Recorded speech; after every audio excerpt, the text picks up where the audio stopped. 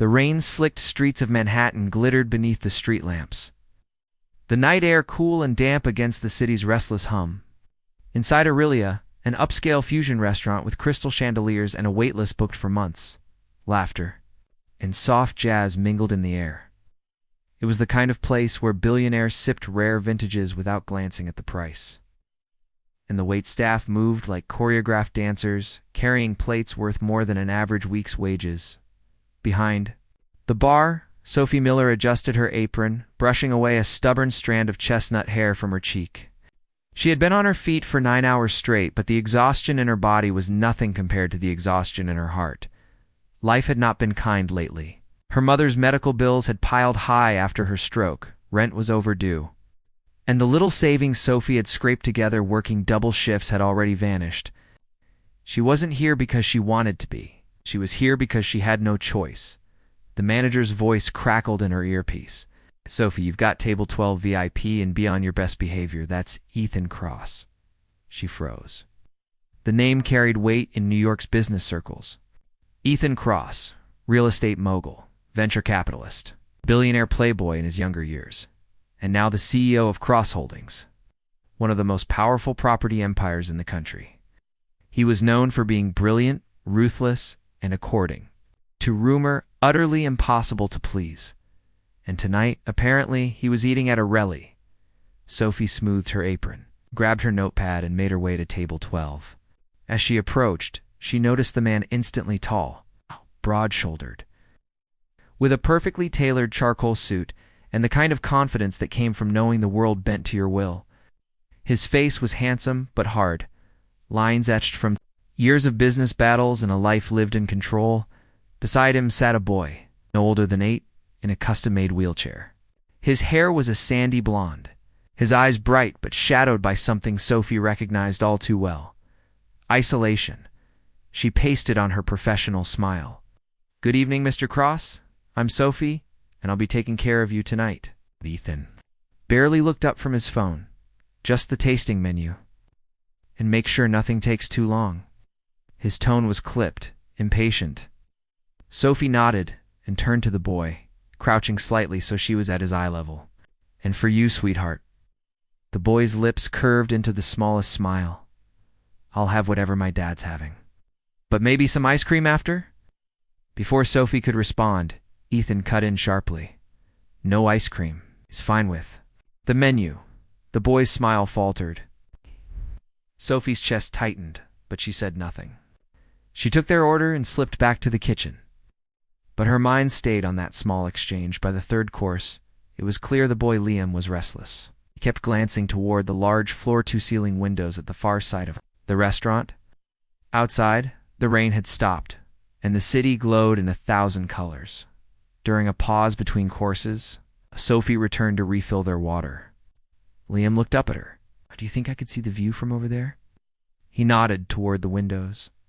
Ethan didn't even glance up from his phone. "You can't, it's too far." "It's just across the room," Liam murmured. Sophie hesitated. The tables between them and the window were crowded, and the wheelchair would be tricky to maneuver without bumping into people. But before she could think of a diplomatic excuse, she saw something in Liam's expression, a longing so deep it seemed to ache out of him.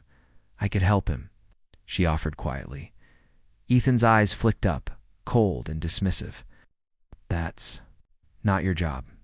Just bring the next course." The words were final, his tone brooking no discussion. Sophie felt the sting of them, but when she looked back at Liam, she saw his small hands gripping the armrests of his wheelchair, his gaze fixed. On the floor, something in her broke. She knelt beside him. "Do you want to see the view?" He nodded, eyes wide. Before she could stop herself, she slipped her arms beneath him. "Hold on tight," she whispered.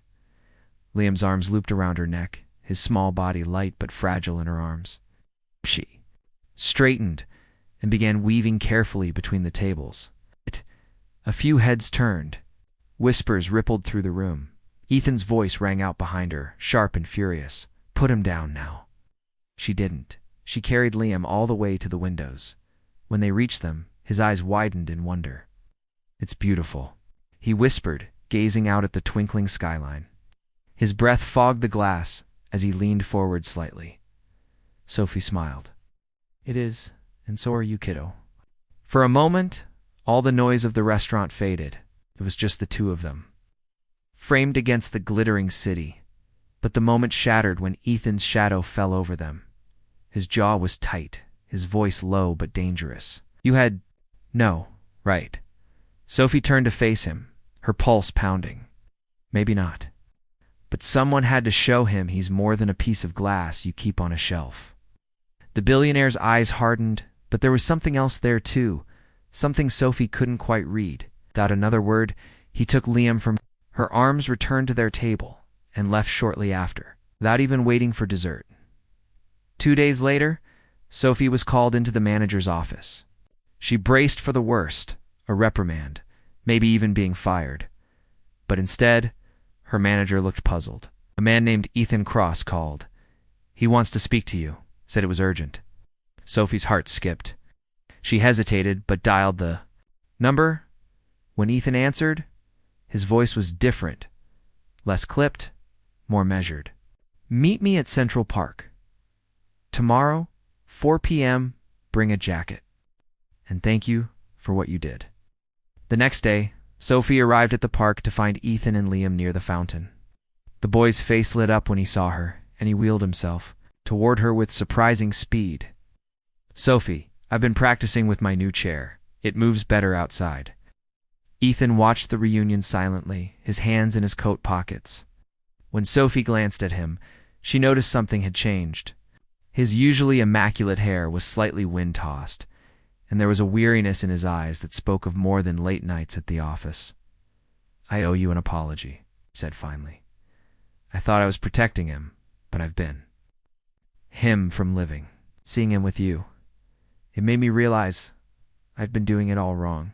Sophie blinked, caught off guard by the vulnerability in his voice. Ethan continued. Liam's mother passed away 3 years ago. Since then, I've buried myself in work thinking if I could just build enough, control enough, I could keep him safe. But I've been building walls, and you broke through them in seconds. The billionaire's gaze was steady now. I want to change that, for him, and maybe for me. Liam grinned up at Sophie. Will you come with us? Dad says we're going to try new things? Her heart swelled. I'd like that. And as the three of them walked through the park, the late afternoon sun spilling gold across the city, Sophie realized that sometimes the smallest act of defiance could change the course of an entire life, and maybe even two.